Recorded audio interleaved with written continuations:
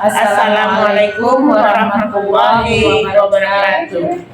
Perkenalkan, saya Reni Permatasari, CGP Angkatan 11 dari SD Negeri 02 Jepandangan. Dan rekan saya dan saya sendiri adalah Ramadhani SPD yang mengajar di SD 02 Jepandangan, yaitu kelas 5D. Pada kesempatan ini kami akan melakukan praktek supervisi akademik yang dimulai dengan kegiatan pra-observasi, observasi, dan pasca observasi. Saya berperan sebagai coach dan teman saya berperan sebagai coaching. Selamat menyaksikan. Assalamualaikum warahmatullahi wabarakatuh. Waalaikumsalam warahmatullahi wabarakatuh. Selamat pagi Bu Dani. Ya, selamat pagi. Bagaimana kabar Bu Dani pagi hari ini? Alhamdulillah sehat walafiat, aman dan sejahtera. Alhamdulillah. Baiklah Bu Dani, pada kesempatan ini kita akan melakukan berbincang-bincang tentang observasi kelas yang akan kita lakukan. Sebelum kita memulai, kira-kira nanti ketika observasi mata pelajaran apa yang akan bisa disampaikan? Saya akan mengemukakan mata pelajaran pendidikan Pancasila dengan tema musyawarah. Oke, baiklah. Berarti Ibu akan menyajikan Pancasila ya. Kalau boleh saya tahu, apa tujuan pembelajaran yang akan Ibu capai nantinya? Ya. Di sini saya akan mengambil materi musyawarah dengan tujuan perencanaan pembelajaran, yaitu yang pertama, apa yang dimaksud dengan musyawarah. Kemudian yang kedua, peserta didik dapat mengetahui apa manfaat dari musyawarah. Kemudian yang ketiga, tujuan dari pembelajaran itu adalah supaya peserta didik dapat menerapkan musyawarah dalam kehidupan sehari-hari. Berarti ada 3 tujuan pembelajaran nanti yang akan Ibu sampaikan. Dari kegiatan pembelajaran nanti, kira-kira metode apa yang rencananya akan Ibu gunakan? Ya, di sini saya akan mengambil dan mencoba untuk metode ceramah terlebih dahulu ya. Di sini saya akan menjelaskan dengan jelas, dengan rinci apa itu musyawarah, tujuan dari musyawarah, serta manfaat dari musyawarah tersebut. Baiklah, nanti Ibu menggunakan metode ceramah. Kemudian dari semua kegiatan yang akan Ibu lakukan nanti, area pengembangan mana yang menjadi inti poin dari pembelajaran Ibu nanti? Di sini saya akan mengembangkan yaitu mengenai pengelolaan kelas. Saya akan mencari atau mengelola kelas dengan baik, bagaimana supaya siswa bisa mendengarkan penjelasan-penjelasan yang saya jelaskan di depan nanti, dan begitu juga dengan siswa memberikan kesempatan atau kesempatan positif untuk siswa bisa bertanya dengan pertanyaan yang leluasa, dengan tidak menyikat atau mengekang siswa dalam waktu pembelajaran. Berarti harapan Ibu nanti setelah pembelajaran ini anak-anak Ibu memahami apa yang Ibu ajarkan dengan metode ceramah tadi ya Bu. Kemudian berarti di kelas Ibu ini apakah terdapat keberagaman atau hanya tipe siswanya yang beragam atau bagaimana?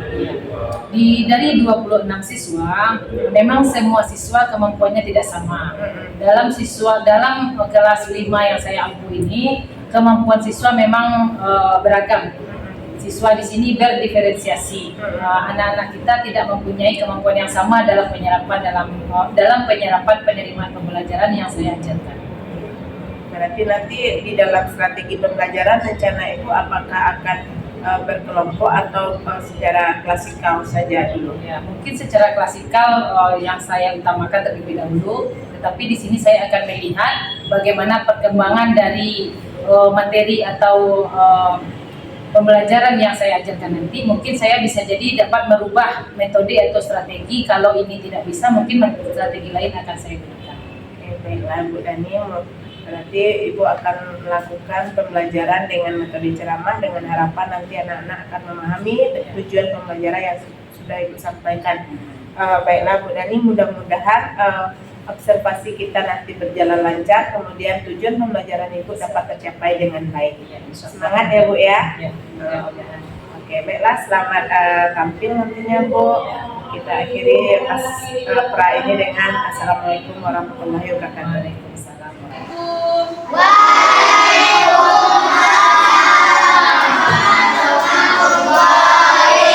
wabarakatuh.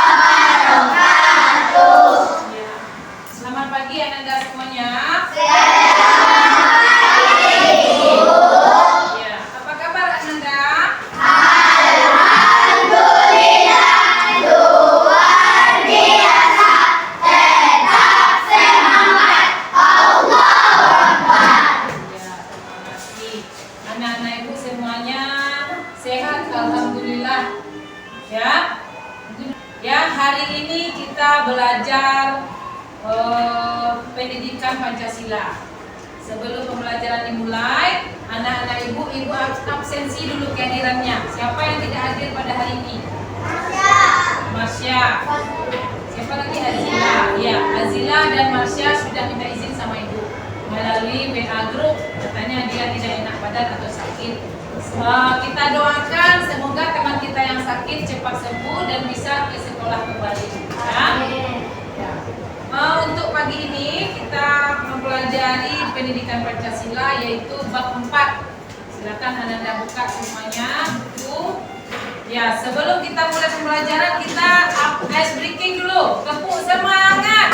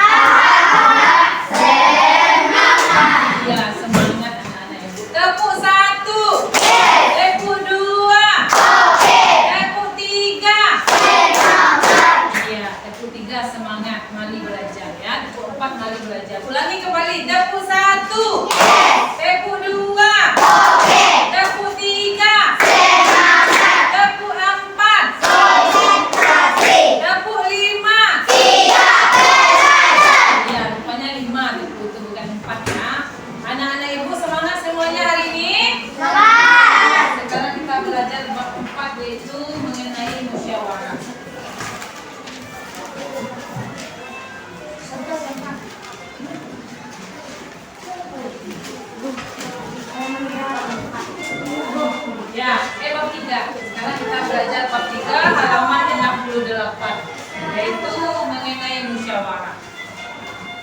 Tujuan dari pembelajaran kita pada pagi hari ini adalah supaya peserta didik memahami hakikat dalam musyawarah.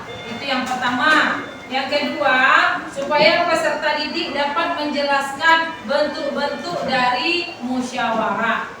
Kemudian yang ketiga, tujuan dari pembelajaran ini adalah peserta didik dapat menjelaskan pelaksanaan hasil dari musyawarah. Itu adalah tujuan dari pembelajaran kita bab 3, yaitu tentang musyawarah. Ya, anak-anak ibu tahu itu apa yang dimaksud dengan musyawarah? Apa itu, Vino? Musyawarah apa? Nah, saya tahu bahwa apa musyawarah itu. Sebelum ibu terangkan, musyawarah. Bunda?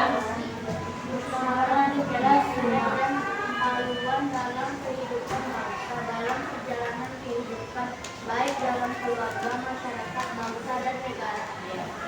Musyawarah itu adalah suatu kegiatan yang dilakukan untuk mempersatukan segala ide-ide yang ada dalam mencapai satu tujuan bersama. Ya, itu namanya musyawarah.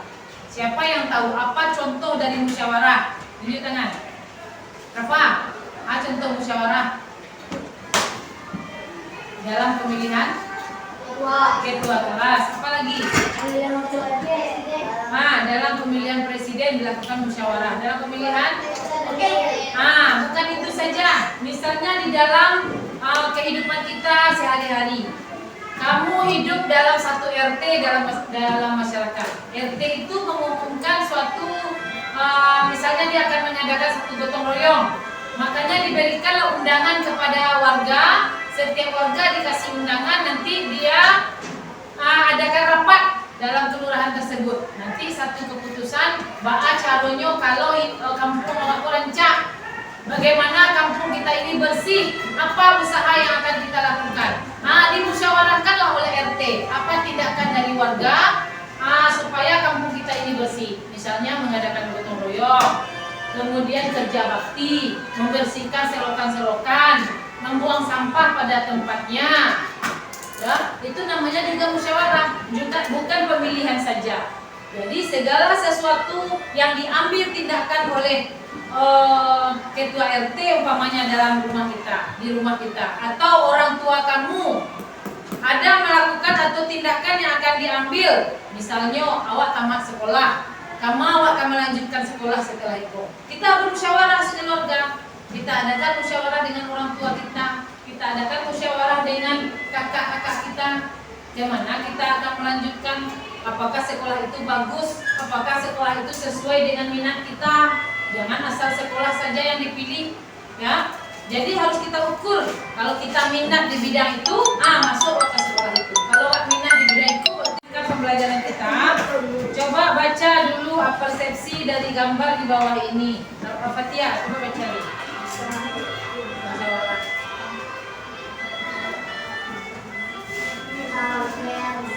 Musyawarah. Semak, yang lain menyimak. Para siswa dan siswi kelas 5 sedang bermusyawarah. Gambar di atas menunjukkan bahwa musyawarah dilakukan untuk mengatasi masalah bersama di kelas 5. Masalah bersama tidak diputuskan sendiri. Keputusan yang diambil merupakan hasil kesepakatan bersama melalui musyawarah. Tahukah kalian dengan musyawarah? Untuk lebih jelasnya, ikuti pembahasan berikut dengan Ya, di sini ada beberapa pertanyaan pemantik tentang musyawarah. Yang pertama, tahukah kalian apa itu musyawarah? Ya, kemudian apa kalian sudah bisa bermusyawarah dalam mengatasi masalah bersama? Kemudian yang ketiga, bagaimana cara melaksanakan musyawarah dengan baik? Selanjutnya, apa saja manfaat yang dapat kita ambil melalui musyawarah? Nah, sekarang kita bahas yang pertama dulu. Apa itu musyawarah? Tadi sudah Ibu terangkan pertama. Apa itu musyawarah? Zahwa. Apa itu musyawarah? Bino? musyawarah adalah keputusan yang diambil menurut kesepakatan bersama melalui Iya, musyawarah yaitu kesepakatan yang diambil melalui musyawarah dengan tujuan bersama. Itu dia. Kemudian yang kedua, apakah kalian sudah bisa bermusyawarah dalam mengatasi masalah? Bisakah anak-anak ibu membuat satu keputusan sendiri? Tidak. Kalau ada masalah, dilakukan musyawarah, dapat ide-ide dari kamu ini, pendapat dari teman-teman kamu, baru bisa diambil satu keputusan dalam musyawarah. Apakah anak-anak ibu sudah bisa melakukan musyawarah? Sudah, ya sudah bisa. Ya, kemudian yang ketiga, bagaimana cara melaksanakan musyawarah yang baik? Siapa yang tahu? Azim, bagaimana cara melakukan musyawarah yang baik? Dengan memberikan pendapat kita kepada orang lain. Kemudian yang kedua, siapa tahu? Menghargai pendapat orang lain. Biarkan orang lain berpendapat dulu. Kalau kita tidak setuju, sanggahlah pendapat orang itu dengan baik supaya orang tidak tersinggung. Ya, itu makanya diadakan musyawarah. Kalau si A apa pendapatnya, si B apa pendapatnya, si C apa pendapatnya, nanti dimusyawarahkan, diambil jalan tengah, yaitu satu keputusan bersama. Ada yang pakai tekad hati dalam musyawarah, sebab kita sudah berkumpul memusyawarahkannya secara bersama-sama.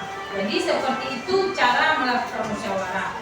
Kemudian apa saja manfaat dari musyawarah itu? Siapa yang tahu? Apa manfaat dari musyawarah itu? Kita akan mendapatkan hasil yang baik dengan adanya musyawarah. Ya, tidak mungkin pendapat kita saja yang akan diterima oleh orang lain. Belum tentu pendapat kita itu bagus menurut orang lain. Makanya diadakan musyawarah. Jadi musyawarah itu bertujuan untuk mencapai suatu kemufakatan bersama. Ya, itu dia. Sekarang kita masuk yang pertama, hakikat dari musyawarah. Kita sering mendengar istilah dari musyawarah. Dalam sila keberapa musyawarah itu? Sila keempat. Siapa yang tahu bunyi sila keempat?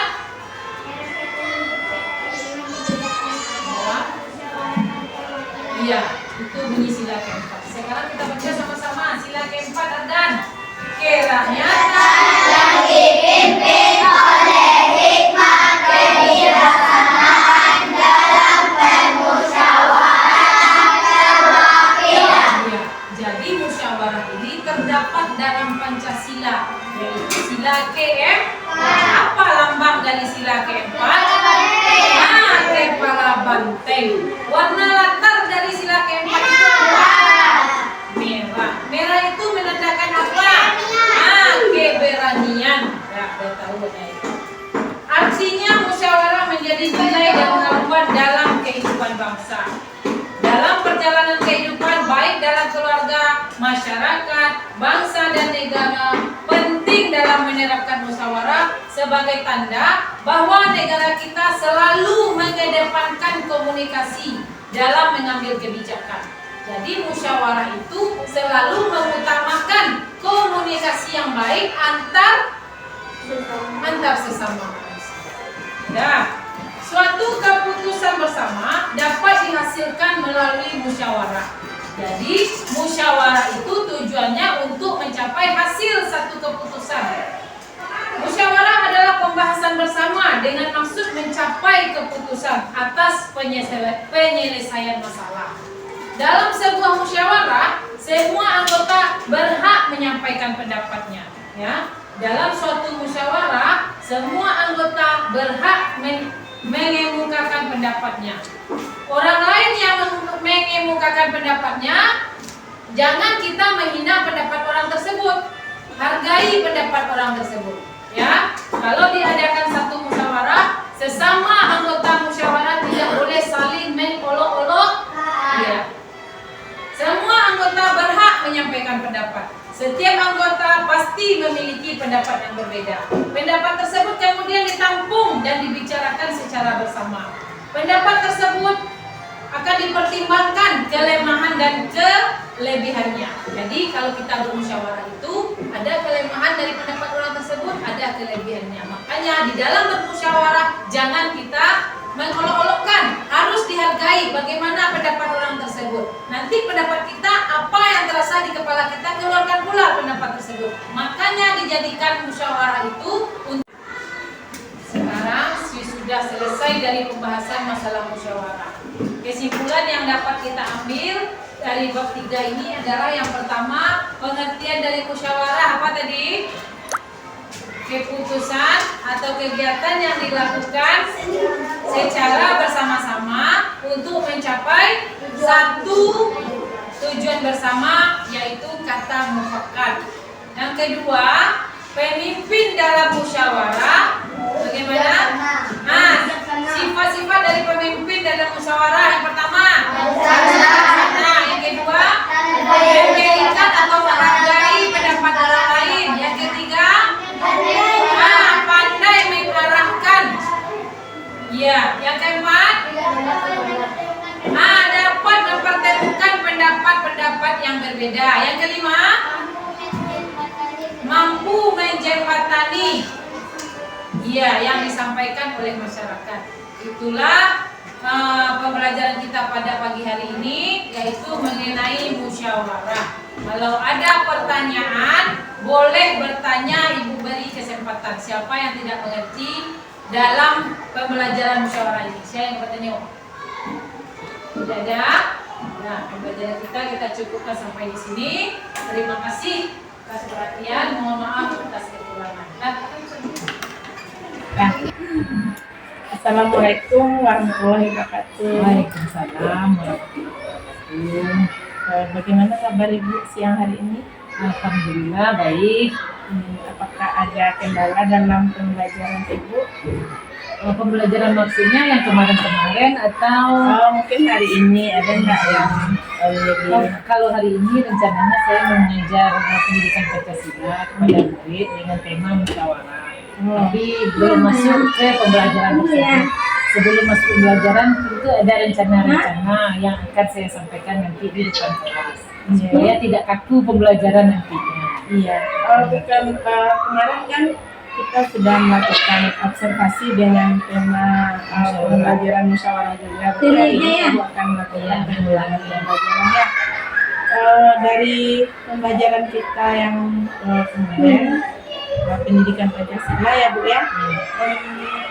Kira-kira apa yang Ibu rasakan setelah melakukan pembelajaran itu?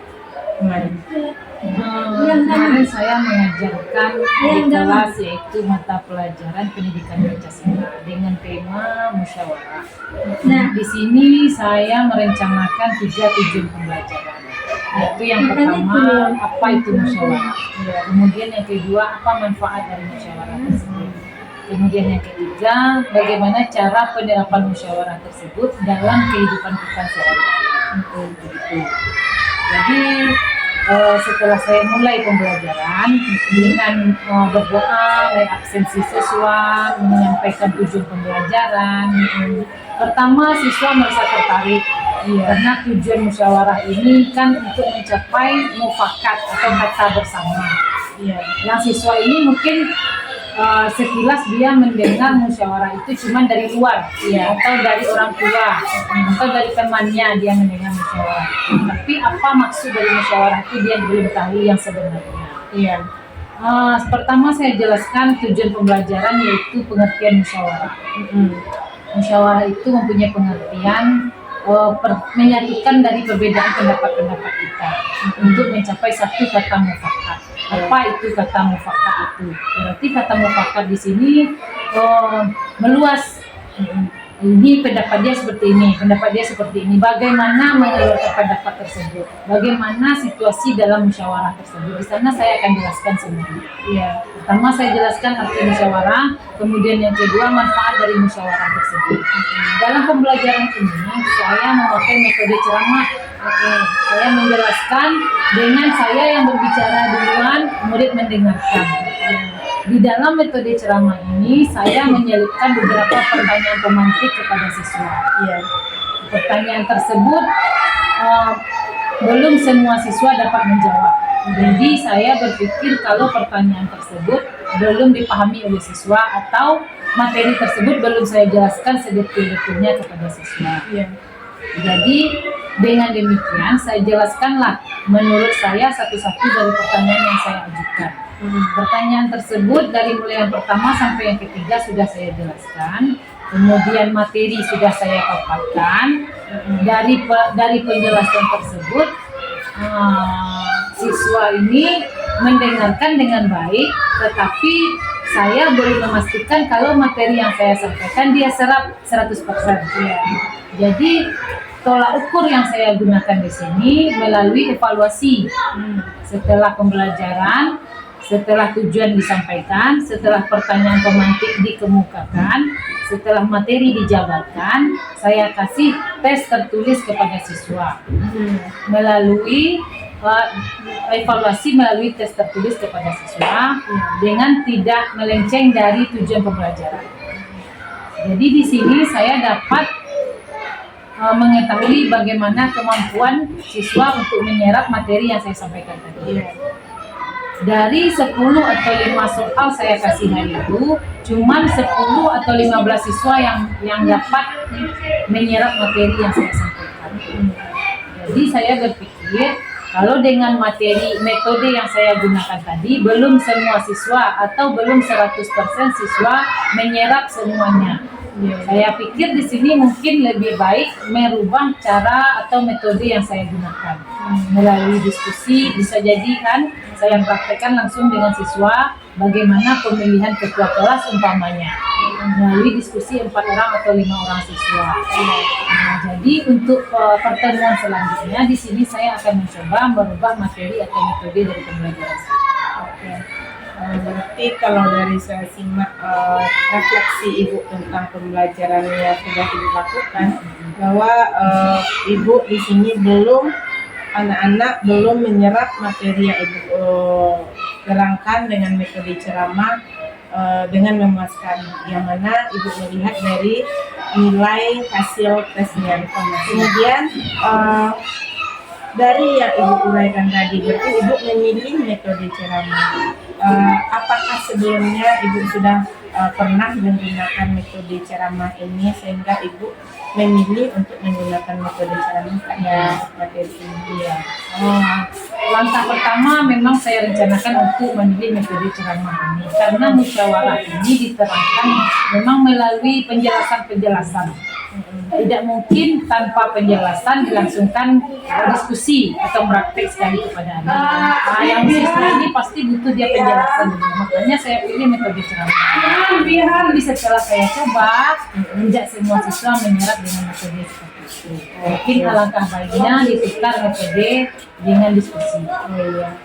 Berarti dapat disimpulkan bahwa ternyata setelah Ibu dulu mungkin di pengalaman sebelumnya berhasil, ternyata pada kali ini tidak berhasil ya. Berarti Ibu berencana untuk mengubah metode pembelajaran. Kemudian tadi Ibu sampaikan bahwa Ibu akan mencoba menggunakan metode diskusi. Apakah sebelum pembelajaran yang lain mungkin Ibu pernah menggunakan metode diskusi sehingga Ibu memilih untuk menggunakan metode ini? Iya, di pembelajaran lain mungkin saya juga pernah mencoba karena sudah saya lihat dengan dia berdiskusi sesama teman sejawat atau bertukar ide dengan teman sejawatnya, siswa ini bisa mampu untuk mencapai tujuan pembelajaran. Jadi Ibu karena sudah pernah juga mencobakan dengan materi yang berbeda. Kemudian apakah mungkin selain metode ceramah ada nggak kira-kira apa yang akan Ibu modifikasi lagi selain metode pembelajaran mungkin supaya anak lebih tertarik untuk belajar? Mungkin diselingi dengan memakai media pembelajaran. Sebelum menerangkan pembelajaran secara ceramah tadi, bisa saya pakai metode infokus, menunjukkan kepada siswa bagaimana cara penerapan sila keempat dari Pancasila itu, yaitu menghargai pendapat orang lain, tidak berebut berbicara di dalam diskusi. Itu kan bisa kita adakan video singkat, bagaimana cara melakukan diskusi atau musyawarah dalam suatu kelas. Bisa kita tayangkan satu video singkat kepada siswa, bagaimana cara mengemukakan pendapat dengan baik, bagaimana menghargai pendapat orang lain, bagaimana mengambil keputusan atau langkah yang paling akhir dengan voting, bagaimana pula melakukan voting tersebut. Berarti Ibu selain mengubah metode, Ibu juga akan menambah media pembelajaran dan model pembelajaran menggunakan metode voting berarti langsung ya Bu ya. Kemudian apa harapan Ibu setelah kita melakukan observasi dan pasca dengan rencana lanjut yang dilakukan? Jadi apa harapan Ibu setelah rencana yang akan dibuat itu? Saya berharap dengan metode atau media yang saya kemukakan di pertemuan berikutnya, siswa dapat mencapai tujuan pembelajaran yang pertama. Kemudian siswa dapat menerapkan dalam kehidupan sehari-hari bagaimana cara musyawarah yang baik. Berarti udah nampak bayangan Ibu apa yang akan dilakukan. Kemudian kira-kira menurut Ibu dari rencana yang Ibu lakukan itu berapa tingkat keberhasilan yang akan Ibu dapat? Kalau kita level dari 1 sampai 10 dengan metode yang Ibu rencanakan ini, kira-kira di level berapa akan tercapai? Kalau dengan metode ceramah, kalau ukuran level itu mungkin 7 sampai nilai 7 ya, atau 75%. Tapi dengan menukar metode atau menambah media pembelajaran bisa jadi sampai 90 atau 95%. Iya, berarti dengan target Ibu yang cukup berarti Ibu yakin dengan metode yang baru ini akan tujuan pembelajaran Ibu akan tercapai dengan baik. Kemudian bagaimana perasaan Ibu setelah kita berdiskusi ini tentang pembelajaran tadi? Dengan diskusi ini saya bisa menambah ilmu atau pengetahuan saya. Berarti saya bisa berpendapat dengan teman sejawat bagaimana metode dalam suatu pembelajaran tersebut tidak berfokus kepada satu metode saja, bisa dengan berbagai metode yang lain. Berarti Ibu teringat kembali apa yang sudah Ibu lakukan dan metode apa yang cocok untuk pembelajaran berikutnya. Jadi kira-kira rencana tindak lanjut ini kapan akan Ibu lakukan? Mungkin di pertemuan berikutnya saya akan mencoba melakukan kembali supaya tujuan pembelajaran ini bisa tercapai secara maksimal. Ibu, mudah-mudahan di pertemuan berikutnya kita berbagi cerita kembali bagaimana tingkat keberhasilan dengan metode pembelajaran yang baru ini ya Bu. Mudah-mudahan dari tadi level yang ditetapkan 9 mudah-mudahan tercapai dengan Ibu lebih kreatif membuat media dan metode pembelajaran. Mungkin ini yang dapat kita bincangkan pada kesempatan ini. Mudah-mudahan nanti selain melakukan pembelajaran berikutnya kita berbincang kembali untuk mengetahui perkembangan berikutnya. Terima kasih atas waktu Bu Nani ya Bu Nani yang saat ini. Dan wassalamualaikum warahmatullahi wabarakatuh.